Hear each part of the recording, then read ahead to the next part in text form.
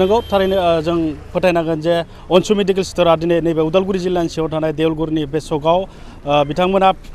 ट्रिटमेन्टनि जे हारा आरो बेगें बिथांमोना बेनि थाखाय डक्टर लाना फैदों बिहारनिफ्राय पाटनानिफ्राय जों मिथिनो मोन्दों बिथांमोना डाक्टरखौ लाना फैदों बे समाव गोबां पेसेन्टफोरा आं केमेरा पार्सनखौ दिन्थिनो थाखाय खावलायदों गोबां पेसेन्टफोरा नैयाव फाहामथायनि थाखाय सफैनायखौ जों नुनो मोन्दों गोजान गोजान जायगा बा उदालगुरि डिस्ट्रिक्टनि बाहेरायाव थानाय गोबां गोजान जायगानिफ्राय बिथांमोना नैबेयाव फाहामथाय लानो थाखाय फैदों बे समाव मिथिनो नाजागोन जों बिथांमोननि फाहामथाया बा डाक्टरनि फाहामथाया माबायदि दिनैनि समाव मानि थाखाय फैदों बे समाव रोखायै मिथिगोन आं केमेरा पार्सनखौ दिन्थिनो थाखाय खावलायदों বিকট পড়াইছে মই জাগিরোডৰ পৰা কি হৈছে মোৰ নাৰ্ভৰ প্ৰব্লেম তাৰমানে গাঁঠি গাঁঠি বিষ আঁঠুৰ বিষ আজি ফাৰ্ষ্ট টাইম আহিছে হয় আজি ফাৰ্ষ্ট টাইম আহিছে মই মানে আগতে গম পোৱা নাছিলোঁ যেনে ধৰক আপোনালোকৰ নিচিনা আমাৰ গোৰ্খা লাইভ মই নেপালী মানুহ হয় গোৰ্খা তাতো পালোঁ ফেচবুকতো পালোঁ তাৰপিছত কণ্টেক্ট নাম্বাৰ আছিল ফাৰ্মাচীজনৰ মানুহজনৰ তেওঁক মই কণ্টেক্ট কৰিলোঁ তাৰপিছত ক'লে যে 25 তাৰিখে আহে সেইটো কাৰণে আজি মই আহিছোঁ ইয়াত দেখাবৰ কাৰণে প্ৰথমবাৰ আহিছোঁ आं ननाय खासनि दा गोदान दिनैसो फार्स्ट माने दिमागसेयाव मोजां मोननाय होननाय पेसेन्ट बहुत खोन्थानायखाय बिसोरनिफ्राय कन्टेक्ट नाम्बार लाना फैनाय जादों आरो बेनि सिगाङाव जेरावबो नायाखैमोन दिनै फार्स्ट नायदों आरो दा नायखांबाय पेसेन्ट नायखांबाय माबायदि नायो ओरैनो हारायाव बिजि होयो ओमफ्राय हारायाव दैफोर जमा जाबा दैखौ दिहुननानै बिजि होयो आरो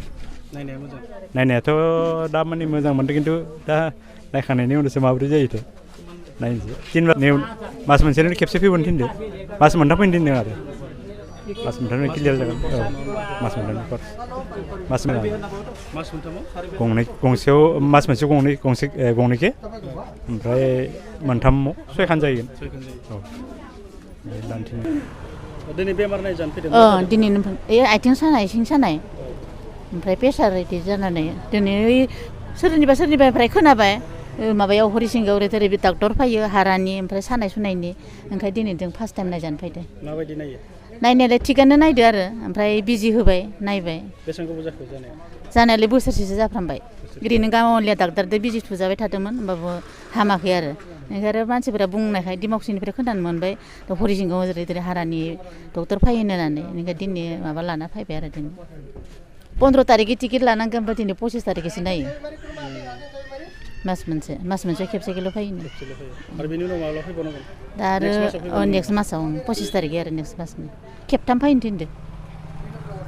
दा खननै जाबाय सिं सानाय आथिं सानाय बेनि थाखाय फैदो र' खननै जाबाय बहुत नायदो हामाखो दा बेयाव सिं सानायनि दाखालि गंसे लानायावनो माहाय आराम मोनदों र' सिं सानायखो आथिं आखाइ मिजौ दा माबोरै जायो बेफोर दिनै आरो नायना मा मोनो बबेनिफ्राय फैदों खैराबारिनि आं दिनैसो फार्स्ट फैदो जेनेबा टंलानिफ्राय फैदो